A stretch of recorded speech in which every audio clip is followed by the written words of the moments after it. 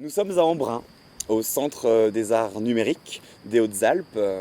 C'est notre deuxième résidence pour le projet Choisir l'écume, où nous commençons à travailler l'image animée, pour la partie image animée du spectacle, et nous commençons aussi à faire des tests de manipulation du Larsen vidéo par le comédien au plateau.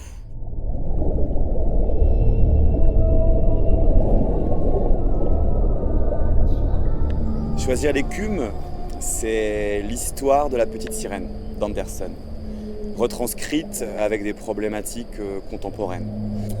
Je trouvais intéressant le fait que ce qui sépare la petite sirène de son prince soit les flots bleus de la mer, et ici, ce qui sépare les amants sont les flux d'internet et la lumière bleue des écrans.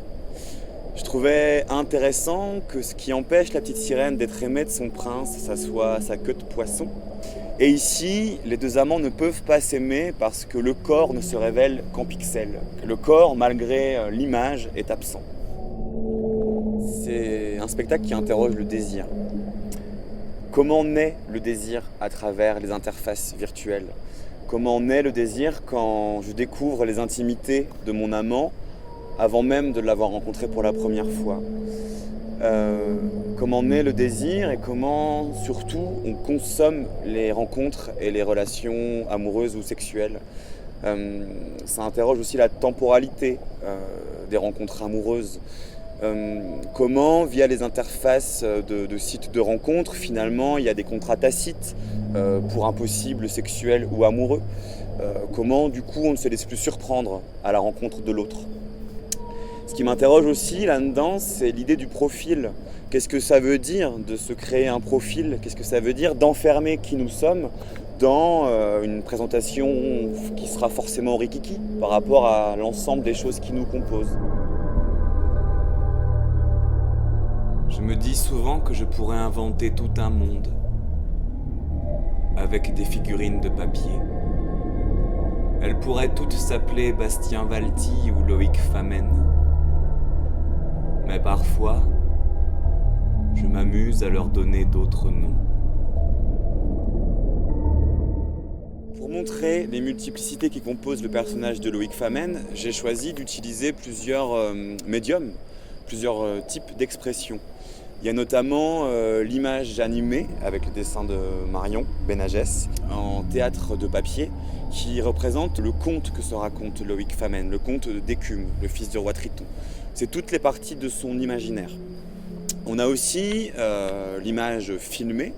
On réalisera un court-métrage qu'on tournera à Dunkerque qui là montre le réel concret de la pièce qui est la rencontre de Loïc et Bastien, le réel le plus plat, j'ai envie de dire. Évidemment, ces deux choses se contaminent. L'image filmée contamine l'image animée et c'est cette même contamination qui permet à la narration d'avancer. Ensuite, on a le comédien au plateau qui est lui le réceptacle de ces deux médiums et qui est l'endroit en fait où le registre fantastique va advenir.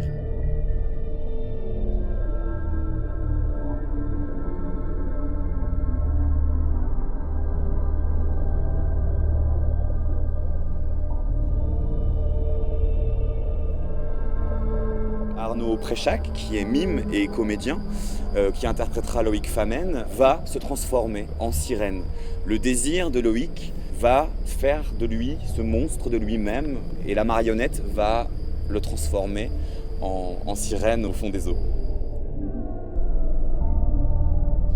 Là, la marionnette principale du spectacle sera donc la queue de la sirène qui sera une prothèse, qui sera posée sur les hanches de l'interprète, qui sera manipulée par deux autres manipulatrices qu'on ne verra pas. Et il y a toujours une part d'aléatoire là-dedans, c'est-à-dire que la marionnette qu'on invente a sa propre vie, son propre désir de mouvement.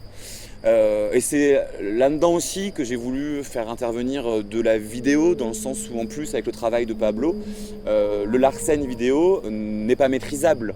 On arrive à comprendre quelques rendez-vous, on arrive à comprendre quelques petits processus, mais qui vont toujours se transformer, qui vont toujours aussi apporter du ici et maintenant, qui vont toujours apporter de la surprise au comédien, de devenir lui-même sa propre marionnette.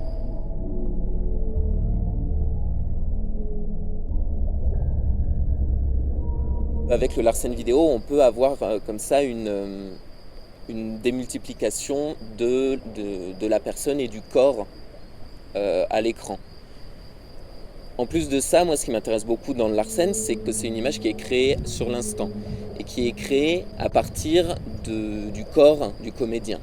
C'est ça qui m'intéresse beaucoup, c'est que l'image ici n'est plus simplement une image, mais une sorte d'hybridation entre un corps et une espèce de matière numérique. Dans ce travail marionnettique, ce qui m'intéresse, c'est vraiment la partie chorégraphique, c'est-à-dire quel rapport le manipulateur entretient avec sa marionnette, avec l'objet qu'il manipule. On essaie aussi de trouver un langage de manipulation de l'image. On va essayer de créer le lieu du virtuel sur le plateau. On va essayer de créer le lieu de l'absence sur le plateau. Donc ça, c'est une grande question, c'est le chantier des résidences à venir.